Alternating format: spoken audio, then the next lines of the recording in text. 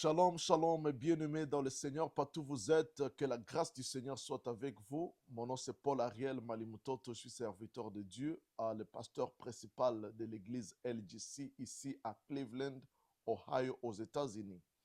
Et aujourd'hui, je viens partager avec vous ce que nous avons partagé dans notre église aujourd'hui. Aujourd'hui, nous étions en train de parler sur les 7 combats de Jacob. Jacob, dans la Bible, il a fait 7 combats, 7 batailles.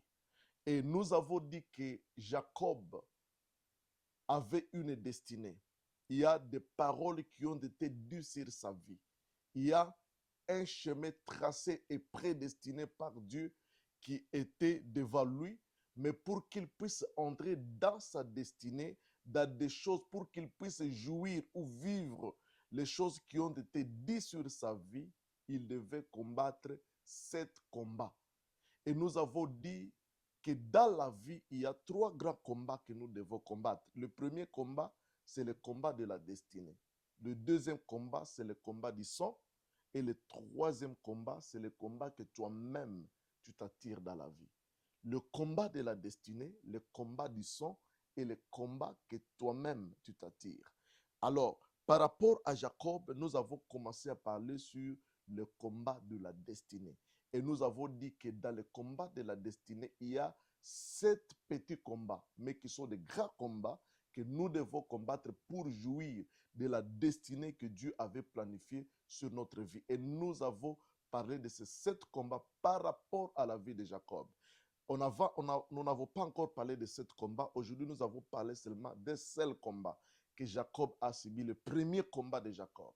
Et il y a 7 combats que nous allons développer au courant de ce mois de mars et au mois d'avril. Nous serons en train de parler et décortiquer les 7 combats de Jacob. Ce sont des enseignements tellement spirituels. C'est vraiment, c'est vraiment prophétique. Et bien aimé dans le Seigneur, c'est pourquoi je vais partager avec vous qui me suivez en ligne par rapport à ces 7 combats de Jacob. Et nous avons dit que Jacob a combattu le premier combat. Et le premier combat, Jacob l'a combattu dans le ventre de sa maman. Si vous lisez Genèse chapitre 25, verset 21, la Bible dit, Isaac implora l'Éternel pour sa femme, car elle était stérile, et l'Éternel l'exauçant. Rebecca, sa femme, devait enceinte. Les enfants se heurtaient dans son sein, et elle dit, si elle en est ici, pourquoi je suis enceinte? Elle alla consulter l'Éternel, et l'Éternel lui dit, des nations sont dans ton ventre, et des peuples se sépareront au sortir de tes entrailles, et de ces peuples sera plus fort que l'autre, et le plus grand sera assujetti au plus petit. Le jour où il devait accoucher, s'accomplir, et voici, il y avait 2 jumeaux dans son ventre. Le premier sortit entièrement roux, comme un manteau de poils, et on lui donna le nom d'Ésaü. Ensuite sortit son frère dont la main tenait les talons d'Ésaü, et on lui donna le nom de Jacob. Isaac, âgé de 60 ans, lorsqu'il naquit. Bien aimé, ici, on nous parle de l'histoire de Jacob. La Bible dit que sa maman était stérile.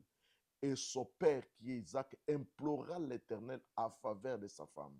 Et sa femme, et Dieu exauça la prière. Je vais te dire ceci, que notre Dieu, c'est un Dieu qui exauce la prière. Quel que soit le temps que cela peut prendre, bien-aimé dans le Seigneur, chaque prière que tu as déjà adressée à Dieu sera exaucée. La Bible dit que Isaac implora l'Éternel et l'Éternel l'exauça. La prière d'Isaac avait brisé la stérilité. La prière est efficace. La prière peut changer la donne. La prière peut changer les circonstances de ta vie. Quel que soit le temps que tu traverses, ne néglige jamais la prière. Bien, mais que le diable prend tout, mais qu'il ne prend pas ta vie de prière. Parce qu'avec la prière, bien-aimé, ta vie finira par jouir de tout ce que Dieu t'avait promis. Et la Bible dit que quand il exauça, Dieu exauça et sa femme devait enceinte. Ici, nous voyons Rebecca devait enceinte. Comme quand elle était enceinte, la Bible dit que les enfants qui étaient dans son ventre commençaient à se heurter. Ils commençaient à faire un combat dans le ventre. Et Rebecca alla demander à l'Éternel, qu'est-ce qui se passe dans mon ventre? Et Dieu lui dit que dans ton ventre, il y a deux nations, il y a deux peuples qui se sépareront à leur sortie. Le premier sera dominé par le dernier. C'est-à-dire celui qui sortira le premier sera dominé par les derniers. C'est-à-dire celui qui sortira le premier sera petit, mais celui qui sortira le dernier, c'est celui qui sera grand. Vous voyez, ici nous voyons que c'était la parole prophétique que Dieu a prononcée, que celui qui va sortir le premier, c'est celui qui sera petit, c'est celui qui sera assujetti. Mais celui qui sortira le dernier, c'est celui qui sera grand. Bien-aimés dans le Seigneur, les enfants ont combattu le combat. Et dans ce combat-là, c'était Jacob et Esaü. Parce que la Bible dit quand ils sont nés, le premier, on lui a donné le nom d'Esaü et le deuxième, on lui a donné le nom de Jacob. C'est-à-dire le combat était entre deux enfants, entre Jacob et Esaü. Ça, c'est le premier combat de Jacob. Jacob a combattu son premier combat dans le ventre de sa maman. Et ce combat-là, c'était le combat de la prééminence. C'était le combat de la supériorité. Le combat de la domination. Parce qu'on a dit que c'est lui qui va gagner ce combat. C'est-à-dire celui qui va chasser le premier, qui va chasser l'autre, le premier, c'est celui qui va dominer. Alors, c'est comme dans un combat, dans un ring de combat. Quand tu vois quelqu'un quitter le ring, c'est-à-dire qu'il est vaincu. Alors, la Bible nous dit que Jacob et Esaü, ils ont fait la guerre, ils ont fait la bataille, le combat dans le ventre, dans le visible. Et celui qui est sorti le premier, c'était Esaü. C'est-à-dire celui qui fut vaincu dans ce combat, celui qui fut chassé le premier, c'était Esaü. Et Esaü est sorti. Lui, il a cru qu'en sortant, il est devenu le premier, il est devenu l'aîné de la famille. Mais bien aimé dans le Seigneur, la prophétie disait que celui qui va sortir le premier, c'est celui qui sera petit. Mais celui qui sortira le dernier, c'est celui qui sera grand. C'était ça la parole prophétique. Et Jacob, connaissant cela, il a attendu ça dans le sein de sa maman, que celui qui sortira, il avait la révélation, que celui qui va sortir le premier. Voilà pourquoi lui, il n'était pas pressé de sortir. Il a frappé, il a frappé, il a frappé, jusqu'à ce que Esaü est sorti le premier. Il a pris la fuite, bien-aimé dans le Seigneur. Et quand il est sorti dans le ventre, la Bible dit que Esaü tenait son frère sur les talons, pour dire que le combat n'est pas encore fini. Même là-bas, à l'extérieur, nous allons continuer avec le combat. Alors, je vais dire ceci, bien-aimé. Le premier combat que Jacob a combattu, c'était le combat qui s'est fait dans le ventre de sa maman. Et ce combat, nous l'appelons le combat de la prééminence. Nous l'appelons le combat de la supériorité et le combat de la domination. Mais ce combat-là, comme vous allez le remarquer, ça s'est fait dans le ventre. Le ventre dedans, dans les seins de sa maman, c'est dans le domaine invisible. Parce que tu ne peux pas voir ce qui se passe dans le ventre. Ce n'est pas comme aujourd'hui, on a l'échographie. Nous pouvons voir et constater ce qui est en train de se passer dans le ventre de la maman. Mais à ce temps-là, il n'y avait pas l'échographie. C'est-à-dire, c'était un combat qui se faisait dans le visible. Ce combat-là, c'est l'image du combat spirituel. Bien-aimé dans le Seigneur, le premier combat de Jacob, c'était le combat dans le visible. Et il a vaincu dans ce combat-là, a chassé son frère le premier, et lui est sorti le deuxième, c'est-à-dire il a eu la prééminence, car la prophétie avait dit que celui qui va sortir le dernier, c'est celui qui sera premier. C'est celui qui dominera, c'est celui qui sera supérieur. Alors, bien-aimé dans le Seigneur, Jacob a vaincu le premier combat, c'est-à-dire tout ce qu'il combattra à suite, les combats qu'il aura à subir dans la vie, tout dépendra du premier combat, le combat qu'il a vaincu dans le sein de sa maman. C'est là où nous avons dit, bien-aimé dans le Seigneur, que le combat est visible. Le premier combat de Jacob, c'est l'image du combat spirituel. Bien-aimé dans le Seigneur, notre vie est une vie spirituelle. Tout ce qui est physique provient du spirituel. Le spirituel, c'est la mère du physique. Tout ce qui existe provient de l'invisible, provient du spirituel. Alors, bien-aimé dans le Seigneur, si tu veux réussir dans ce combat de la destinée, si tu veux vivre et jouir la destinée que Dieu avait prédestinée sur ta vie, Bien-aimé, il y a un combat que tu dois combattre. Et ce premier combat-là, c'est le combat spirituel. Si tu ne gagnes pas le combat dans le monde spirituel, tu seras vécu sur la terre. Tout ce que nous voyons dans ce monde, c'est le résultat de ce qui a été travaillé dans le monde spirituel. Souvenez-vous du tas de Job dans la Bible. Bien aimé, la Bible dit que Satan est allé vers Dieu. Et Dieu lui a dit, as-tu vu mon serviteur Job? Et Satan dit, oui, j'ai vu Job. Et s'il t'adore, s'il te sert, c'est parce qu'il a beaucoup d'argent, c'est parce qu'il est béni, c'est parce qu'il est riche. Tu lui as béni, voilà pourquoi il t'adore. Si tu prends tout, il ne t'adorera plus, il ne te respectera plus. Et Dieu a dit, va et prends tout. Et la Bible dit que le diable est allé, il a détruit la richesse de Job. Bien aimé, là nous voyons que Satan et Dieu étaient dans le spirituel. Ce qui a été décidé dans le spirituel, c'est ce qui est arrivé dans la vie de Job. Job, lui, il a vu ses champs brûler, ses histoires disparaître, ses enfants mourir. Tout était détruit dans sa famille, tout était paralysé dans sa famille. Il ne savait pas pourquoi cela est arrivé.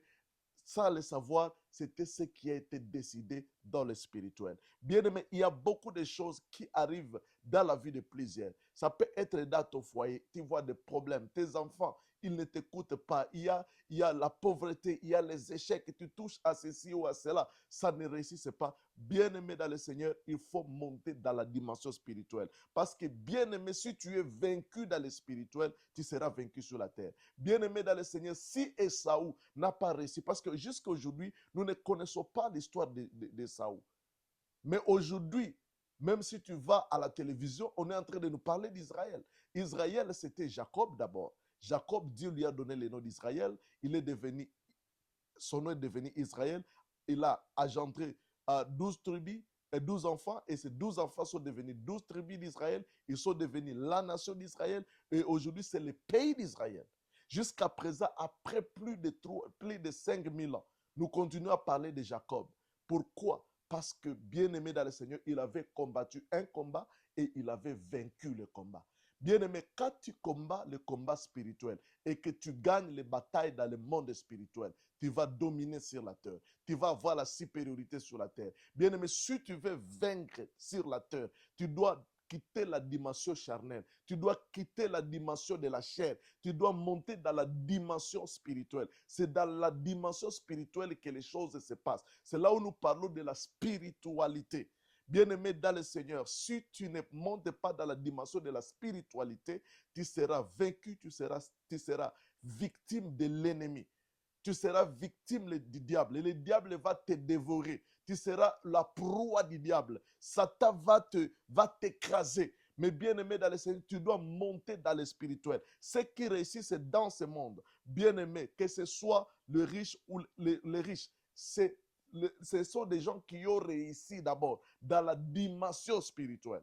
Parce que, bien aimé, ne voyez pas ces riches, tous ces riches-là, bien aimé, ils ont là où ils sont connectés. Tu ne peux pas être au milieu. Si tu es au milieu, soit tu es du côté de la spiritualité de Dieu, la spiritualité des lumières, la spiritualité divine, ou tu es dans la spiritualité du diable. Si tu es là au milieu, le Satan va t'écraser et il va te détruire.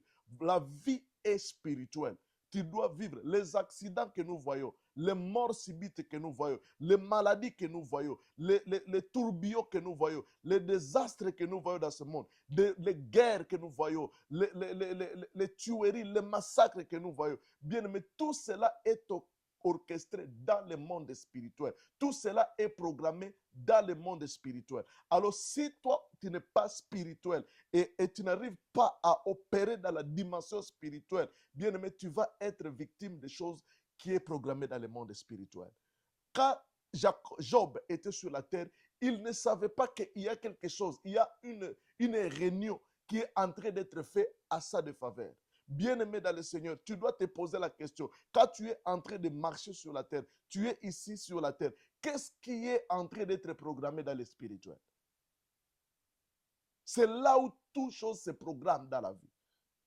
Ton devenir, ta destinée dépend de ta spiritualité. Bien-aimé dans le Seigneur, Abraham s'était connecté à Dieu. Il a fait alliance avec Dieu. Il a bâti à Dieu un autel.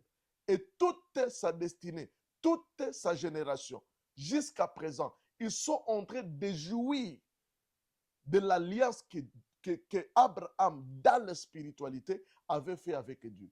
Bien-aimé dans le Seigneur, tu dois te demander toi aussi, dans quelle alliance tu te trouves? Quelle est la spiritualité qui te guide? Tu es connecté à quelle spiritualité? Si tu lis dans Ésaïe, chapitre 14, verset 21, la Bible dit ce qui suit. Préparez les massacres des fils à cause de l'iniquité de leur père.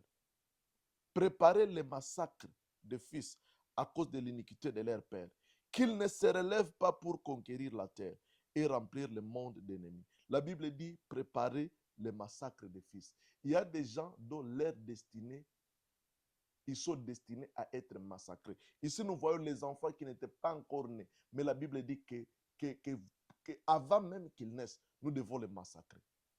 Ou même s'ils naissent, nous devons tout faire qu'ils ne puissent pas dominer.